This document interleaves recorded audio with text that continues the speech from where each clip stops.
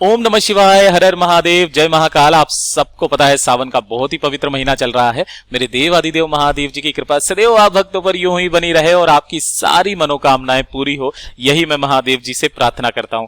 आपने सावन भी देख लिया, आपने अधिक मास भी देख लिया, सारे उपाय कर लिए, बहुत सारे उपाय कर लिए, लेकिन फिर भी आपकी कोई कामना है, कोई इच्छा है, वो पूरी नहीं हो रही है। तो सावन के आखिरी दिनों में मात्र एक छोटा सा उपाय करना, पूज्य गुरुजी की कथा से सुन करके और समझ करके पूरे उपाय को बड़े ही विस्तार से बताऊंगा। मात्र छोटा सा उपाय है, 5 शमी के पत्ते आपको लेना होगा। पूरा उपाय बताऊंगा, परंतु उससे पहले आप सबसे एक छोटी सी गुजारिश करूंगा कि जो लोग पहली बार आए हैं चैनल को सब्सक्राइब जरूर कीजिएगा और वीडियो को लाइक करके महादेव जी का कोई सा भी प्यारा नाम कमेंट बॉक्स में लिखना मत भूलिएगा, ठीक है। इस पूरे वीडियो के अंदर हम लोग 3 माह उपाय के बारे में बात करेंगे, जो कि आपकी अलग अलग कामनाओं की पूर्ति के लिए होगा, आपके घर की सारी समस्याओं को खत्म करेगा। सावन खत्म होने तक आपकी सारी इच्छाएं पूरी होगी। मात्र सावन के आखिरी दिनों में एक बार इस उपाय को जरूर करना, ठीक है। सबसे पहले बात कर लेते हैं पहले वाले उपाय की तरफ, ठीक। पहला वाला उपाय किन लोगों को करना है वो चीज ध्यान दीजिएगा। अगर आपकी कोई कामना है, कोई इच्छा है, ठीक है, काफी समय से पूरी नहीं हो रही है, लगे हुए हो, कोई विश, कोई इच्छा, आपकी कोई मनोकामना नहीं हो रही है पूरी, बहुत कोशिश कर ली, बहुत उपाय कर लिया, तो सावन के आखिरी दिनों में एक बार इस उपाय को जरूर करना, ठीक है। देखिए करना कैसे होगा, आपको लेने होंगे इस तरीके से 5 शमी के पत्ते।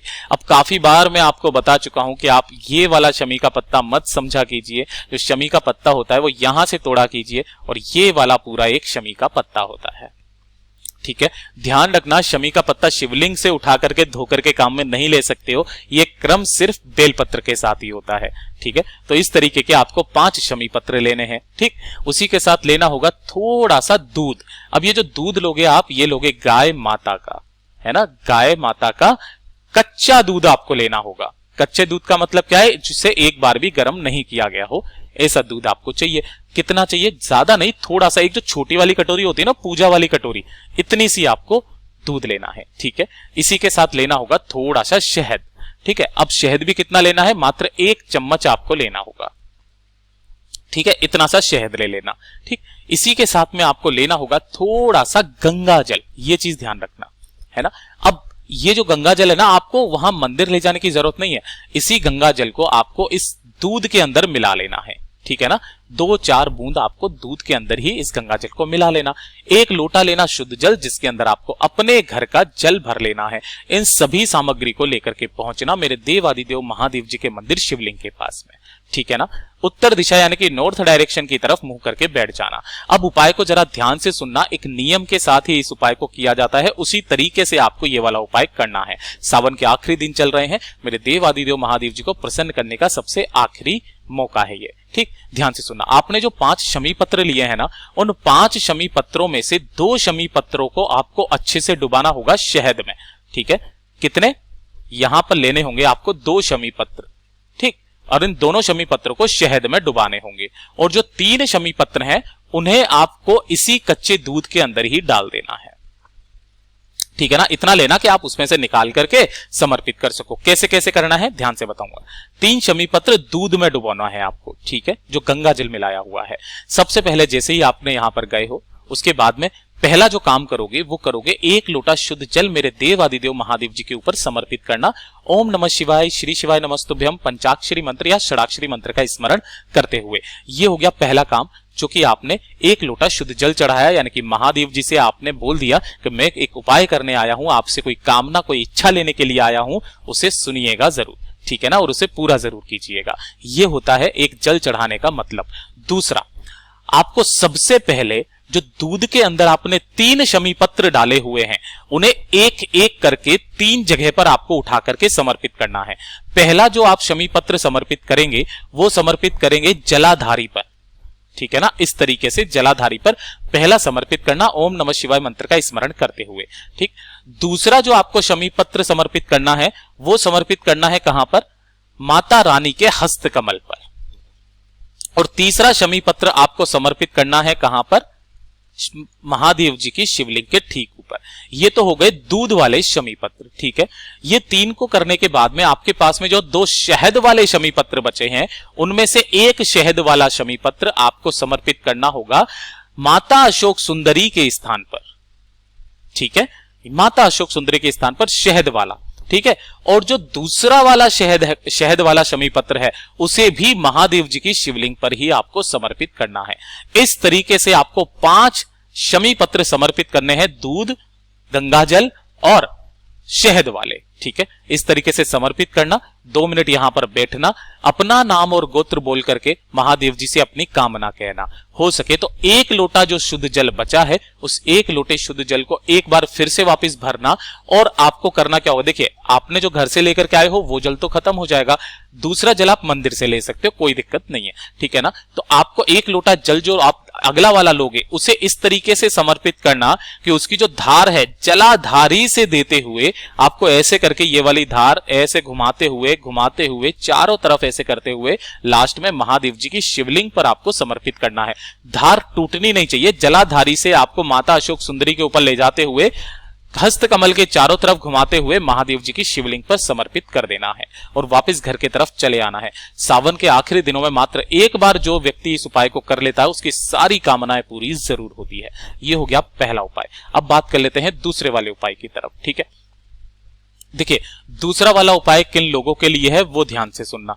ये वाला उपाय उन लोगों के लिए है कि अगर आपको कोई बीमारी है ना, बीमारी हो गई है या पेट दर्द की कोई समस्या है, किसी भी तरीके की जो शरीर के अंदर समस्या है, देखिए वायरस वगैरह की बात नहीं कर रहे, पेट के अंदर कोई समस्या है, किसी भी तरीके की कोई बीमारी है उधर से जुड़ी हुई, तो आपको ये वाला उपाय करना है, ठीक है। आपको लेना होगा 1 लोटा शुद्ध जल अपने घर का और इसी के साथ में लेनी होगी 1 बेलपत्र जो कहीं से भी खंडित ना हो, ना मिले तो आप शिवलिंग से उठा करके धो करके काम में ले सकते हो, ठीक है। इन दोनों चीजों को लेकर के पहुंचना मेरे देव आदिदेव महादेव जी के मंदिर शिवलिंग के पास, उत्तर दिशा यानी कि नॉर्थ डायरेक्शन की तरफ मुंह करके खड़े हो जाना। अब जो आपने सबसे पहले एक बेलपत्र लिया है, इस एक बेलपत्र को आपको इस जगह से पकड़ना है और इसे शिवलिंग के ठीक ऊपर आपको समर्पित करना होगा। देखिए समर्पित करने का एक नियम है, तरीका है।